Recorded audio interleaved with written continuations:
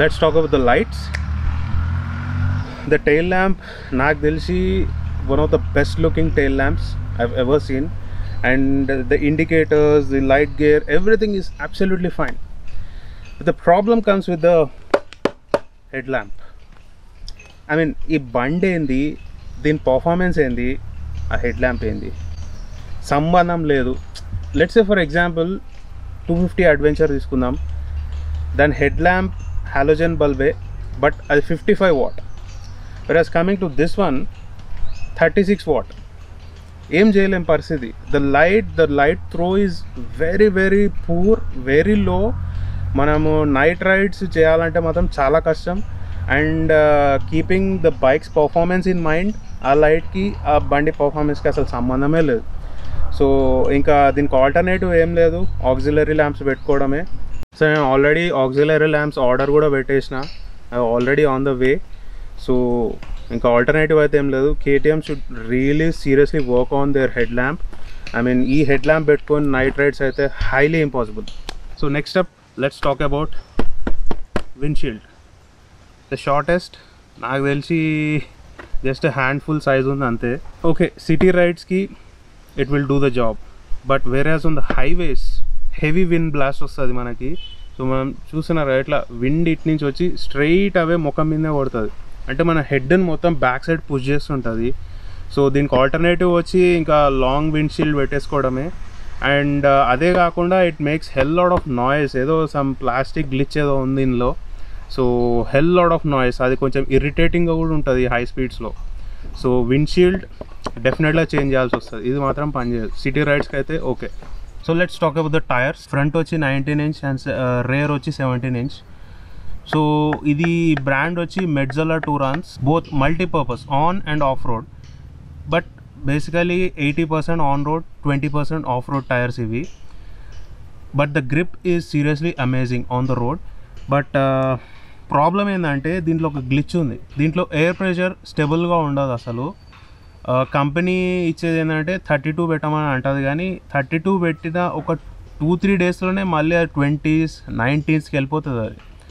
So air అనేది leak అవుతుంది. దీనికి ప్రాబ్లం ఏందో ఇప్పటివరకు తెలియదు. ఇది ఫస్ట్ బ్యాచ్ అడ్వెంచర్ బైక్స్కి మొత్తం ఇదే ప్రాబ్లం ఉంది. ఆటోమేటిక్గా ఎయిర్ ప్రెషర్ అనేది పడిపోతూ ఉంటుంది. అండ్ ఇంకొకటి గుర్తుపెట్టుకోండి, ద కరెంట్ కేటీఎం అడ్వెంచర్ 390స్కి మెడ్జెలర్స్ ఇస్తలేరు, ఎంఆర్ఎఫ్ టైర్స్ వస్తున్నాయి. అవి అయితే ఇంకా వర్స్ట్ ఉన్నాయంట. అండ్ ద ప్రాబ్లం వచ్చి కోవిడ్ సిచ్యువేషన్, మెడ్జెలర్ ఇంపోర్ట్ చేస్తారు కాబట్టి అది ఇంపోర్ట్ అవుతలేదు ఇప్పుడు. సో ఎంఆర్ఎఫ్ టైర్స్ వస్తున్నాయి, మీరు గుర్తుపెట్టుకోండి అది. Next up let's talk about luggage mountings. So మన కేటీఎం కొన్ని పాయింట్స్ ప్రొవైడ్ చేసింది, లైక్ ఇక్కడ ఇక్కడ అండ్ బాటంలో ఇక్కడ ఇక్కడ అండ్ ఈ ఫుట్ పెగ్స్ దగ్గర కూడా. So these are the mounting points for luggage. But ఒకటి మిస్సింగ్ ఏంటంటే బేసికలీ అడ్వెంచర్ బైక్స్లో అన్నిట్లలో మనకి బ్యాక్ సైడ్ టాప్ ర్యాక్ అయితే ఇస్తారు. ఇక్కడ టాప్ ర్యాక్ ఉంటుంది కదా, మనకి హిమాలయన్లో కావచ్చు, 310 GSలో కావచ్చు, ఇక్కడ టాప్ ర్యాక్ వస్తుంది. సో అది మాత్రం ఇందులో మిస్సింగ్, అది ఇవ్వాల్సింది. There are lot of third party manufacturers ఇప్పటికే చాలా వచ్చేసాయి మార్కెట్లోకి. బట్ కంపెనీ నుంచే వచ్చి ఉంటే బాగుంటుండే, స్టెబిలిటీ అనేది బాగుంటుంది. So next up let's talk about the mirrors. See in terms of styling absolutely they look good. అంటే కేటీఎం ఇండియాలోకి ఎప్పుడైతే ఎంటర్ అయిందో అప్పటి నుంచి ఇదే మిర్రర్స్ మెయింటైన్ చేస్తుంది. But that's okay, not a big problem. But problem ఏడొస్తుందంటే ఈ మిర్రర్స్ మన ఫ్రంట్ నుంచి వచ్చే విండ్ బ్లాస్ట్కి ఈజీగా మూవ్ అయిపోతుంది. అంటే యాంగిల్ మొత్తం చేంజ్ అయిపోతుంది ఇట్లా. ఎవ్రీ నవ్ అండ్ దెన్ మనం చేంజ్ చేసుకుంటూ ఉండాలి దీన్ని. అండ్ ఇంకొక ప్రాబ్లం వచ్చి ఈ మిర్రర్ సైజ్ ఏదైతుందో ఇది పెద్ద విజిబిలిటీ అయితే ఉండదు వెనకాల నుంచి. అంటే బ్యాక్ సైడ్ ట్రాఫిక్ మూవ్మెంట్ చూసుకోవడానికి అంత పెద్దగా అయితే ఏమి ఉండదు. Should find a replacement for this one. Let's talk about the horn. Okay, good for city rides, but హైవేస్లో మాత్రం ఆ ట్రక్ డ్రైవర్స్కి బస్ డ్రైవర్స్కి అసలు వినిపించని కూడా వినిపించదు. సో ఈవెన్ హార్న్ కూడా రీప్లేస్ చేయాల్సిందే. లైక్ రూట్స్, బాష్ ఇవన్నీ ఉన్నాయి కదా, ట్రంపెట్ హార్న్స్ అవన్నీ ఉన్నాయి కదా మార్కెట్లో. You need to replace it, otherwise this can be a problem. So let's talk about the weight of this bike. దీని వెయిట్ వచ్చి 176 kilos wet weight. So yeah, సెగ్మెంట్లోనే ది లైటెస్ట్ బైక్ అని చెప్పొచ్చు. Where it really helps is while off roading చేసేటప్పుడు ఈ తక్కువ weight అనేది it's seriously very big advantage. Handling అనేది చాలా ఈజీ అవుతుంది. బట్ వేరాజ్ దీనికి ఒక డిసడ్వాంటేజ్ కూడా ఉంది. ఐ మీన్ ఈ వెయిట్కి మనం హైవేస్ పైన పోతున్నప్పుడు క్రాస్ విండ్స్ వస్తుంటాయి, అంటే లెఫ్ట్ సైడ్ నుంచి రైట్ సైడ్ నుంచి వస్తుంటాయి కదా విండ్స్. అట్లా స్ట్రాంగ్ విండ్ బ్లాస్ట్ వచ్చినప్పుడు బైక్ కొంచెం సైడ్ వేస్కి పుష్ చేసినట్టు అవుతుంది. సో ఆ టైంలో మనం హ్యాండ్లింగ్ అనేది పర్ఫెక్టే చేయాల్సి వస్తుంది, otherwise that will be a problem. So నా let's talk about the seat. I mean this సెగ్మెంట్లోనే ది బిగ్గెస్ట్ సీట్ అని చెప్పొచ్చు. చూస్తున్నారు ఎంత పెద్దగా ఉంది. A adventure bike, a mass market adventure బైక్లో కూడా మనకి ఇంత పెద్ద సీట్ అయితే లేనే లేదు. మనకు కావాల్సినప్పుడు front towards front or else towards back కూర్చోవచ్చు. వెరాజ్ పిలియన్ సీట్ కూడా చాలా పెద్దది.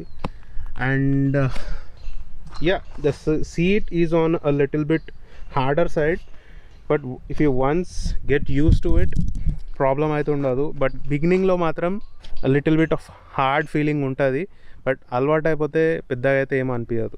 So if you are below 5 feet 7 inches, okay, 5 feet 7 inches కన్నా తక్కువ ఉంటే మాత్రం don't go for this bike, because handling అనేది కష్టమవుతుంది. ఎస్పెషల్లీ ఇన్క్లైన్డ్ పార్కింగ్ ఉంటుంది కదా, వేరాజ్ మనం రోడ్కి కొంచెం దింపి పార్కింగ్ చేసినప్పుడు బాగానే ఉంటుంది, బట్ తీసేటప్పుడు కింద కాళ్ళు అందకపోతే మాత్రం చాలా ప్రాబ్లం అవుతుంది. నేను 6 feet, అప్పుడప్పుడు ఇట్లా ఇంక్లైన్డ్ పార్కింగ్స్లో బైక్ పార్క్ చేసినప్పుడు నాకే కొంచెం కష్టం అనిపిస్తుంది. So if you are below 5 feet 7 inches, don't go for it. So next up let's talk about the TFT screen. I mean ఈ బైక్లో దిస్ ఈజ్ ద బెస్ట్ అని చెప్పొచ్చు, బెస్ట్ ఫీచర్ అని చెప్పొచ్చు. లైక్ దీని అబోవ్ బైక్స్లో కావచ్చు, దీని బిలో బైక్స్లో కావచ్చు, ఇప్పటివరకు అసలు ఇట్లాంటి ఫీచరే లేదు. అండ్ ఇదేదో జస్ట్ ఫ్యాన్సీ అన్నట్టు కాదు, it gives lot of information.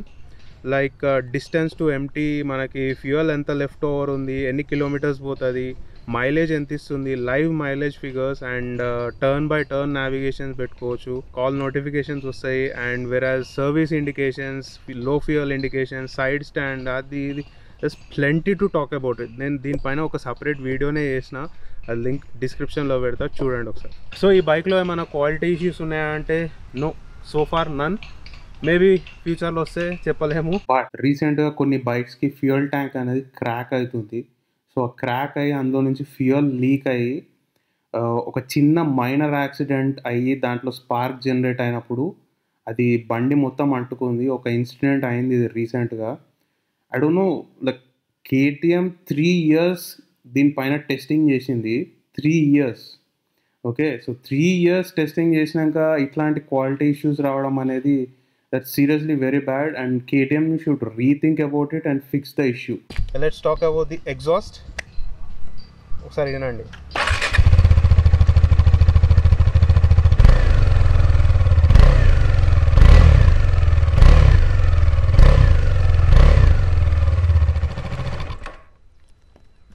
So nothing much to talk about. పెద్దగా అయితే ఏముండదు. రైడర్కి అసలు ఒక సైలెన్సర్ ఉన్నదన్నట్టు కూడా తెలియదు. So sweet sounds, hot sounds అట్లాంటివి అయితే ఏం రావు. బట్ ఇంజన్లో అబవ్ 5000 RPMలో మనం రెవ్ చేసినప్పుడు ఒక స్వీట్ సౌండ్ వస్తుంది ఇంజన్ నుంచి, ఎగ్జాస్ట్ నుంచి కాదు, ఇంజన్ నుంచి. That sounds so sweet to hear. Let's talk about maintenance, the most important point. Maintenance అంటే మనకు 2 aspects ఉంటాయి, ఒకటి సర్వీస్, ఒకటి mileage. Lot of people they don't talk about mileage. Mileage గురించి ఏం మాట్లాడతారో అని అంటారు, కానీ రోజు మన పాకెట్కి బొక్క పెట్టేది అదే కాబట్టి దాని గురించి మాట్లాడుకోవాలి, బరాబర్ మాట్లాడుకోవాలి. సో రైట్ నౌ నాకైతే సిటీలో 30 km/L, ఓకే, 30 km/L సిటీ. హైవేస్లో మాత్రం 33 to 34 ఆన్ ది హైవేస్. అయితే సిటీలో 30 ఎందుకు ఇస్తుందంటే నేను ఎక్కువ రెవ్ చేయను బండిని. ఐ మీన్ నేను చాలా స్మూత్గా సాఫ్ట్గా నడిపిస్తా, యాక్సిలరేషన్ పెద్దగా ఇయ్యను. సో అందుకే నాకు అరౌండ్ 30 వస్తుంది. మీరు యాక్సిలరేషన్ ఇచ్చి బండిని రఫ్గా నడిపితే మాత్రం 25, 26 అంతకన్నా ఎక్కువ అయితే ఇయ్యదు. ఛాలెంజ్ అది. అండ్ నెక్స్ట్ వచ్చి సర్వీస్ కాస్ట్. నాకు సర్వీస్ కాస్ట్ రీజనబుల్ అనిపించింది. ఫస్ట్ సర్వీస్ వచ్చి సమ్వేర్ అరౌండ్ 1800 అయింది, అండ్ సెకండ్ సర్వీస్ వచ్చి సమ్వేర్ అరౌండ్ 2200 అయింది. considering the size and the performance of the bike, service price అయితే రీజనబుల్ అనిపించింది to an extent. So first and second service cost అయితే అది, and third service అయితే ఇక నాకు తెలియదు. డ్యూ ఫర్ థర్డ్ సర్వీస్ ఇంకొంచెం టైం ఉంది నాకు, దానిపైన కూడా ఒక వీడియో చేస్తా. అండ్ ఇంకొకటి వచ్చి సర్వీస్ నెట్వర్క్ యా. సో ఒక పర్టికులర్ స్పాన్ ఆఫ్ డిస్టెన్స్లో కేటీఎం సర్వీస్ సెంటర్స్ ఉన్నాయి, దాంట్లో ప్రాబ్లం ఏం లేదు. నా ఇంటి నుంచి కూడా 5 కిలోమీటర్స్ రేడియస్లో ఉంది సర్వీస్ సెంటర్. బట్ ప్రాబ్లం ఏంటంటే అక్కడ అడ్వెంచర్ 390 టెక్నీషియన్ లేడంట. సో అక్కడ నాకు 5 కిలోమీటర్స్ దగ్గర ఉన్నది వదిలేసి నేను మళ్ళీ Hitech City which is like 30 kilometres away from my home, అక్కడికి వెళ్ళి సర్వీస్ చేయాల్సి వచ్చింది. సో సర్వీస్ నెట్వర్క్ ప్రాబ్లం లేదు, కానీ టెక్నీషియన్ అవైలబిలిటీలో మాత్రం కొంచెం ప్రాబ్లం ఉంది. సో ఈ బైక్ నేను ఎవరికి సజెస్ట్ చేయనంటే those who want to do hardcore off roading. Hardcore అంటే హార్డ్ కోర్ ఇక మొత్తం రాళ్ళు రప్పలు ఉంటాయి చూసిరా, అట్లా చేద్దాం అనుకుంటే మాత్రం this bike is not for you, because it lacks few things. ఒకటి లో అండ్ టార్క్, లో స్పీడ్స్లో the performance is not so good. And next up వచ్చి స్పోక్ వీల్స్ లేవు, అండ్ నెక్స్ట్ అప్ వచ్చి గ్రౌండ్ క్లియరెన్స్ లేదు, and next up వచ్చి మనకు suspension travel అనేది వేరే బైక్స్తో కంపేర్ చేస్తే కొంచెం తక్కువ ఉంది అడ్వెంచర్ బైక్ స్టాండర్డ్స్లో. So if you want to do some serious off roading, this bike is not for you. But it can do off roading, but up to some extent. Yes, it can do Ladakh, absolutely, without any problem. It can do Ladakh, but I'm talking about hardcore off-roading. అది మాత్రం చేయలేదు ఈ bike. So ఇన్ని బొక్కలు ఉన్నాయి కదా, ఈ బండి కొనవచ్చా అంటే మాత్రం యా కొనవచ్చు, absolutely, because the kind of highway performance, the kind of handling it gives in the Ghats, and yeah, to an extent it is also a city bike as well. So considering all these points, yes, you can absolutely go for it. And we Indians love the packages, the combo packs, and we love it. This bike has it. And talk about the electronics, talk about the performance, talk about the mileage, talk about the styling, everything perfect blend. See, mixi jar ఒకటి ఒక kind of output వస్తుంది కదా, so అదే output ఈ bike. So it can do on the highways, it can do the ghats, and it can do the city rides, and it can do off roading up to some extent.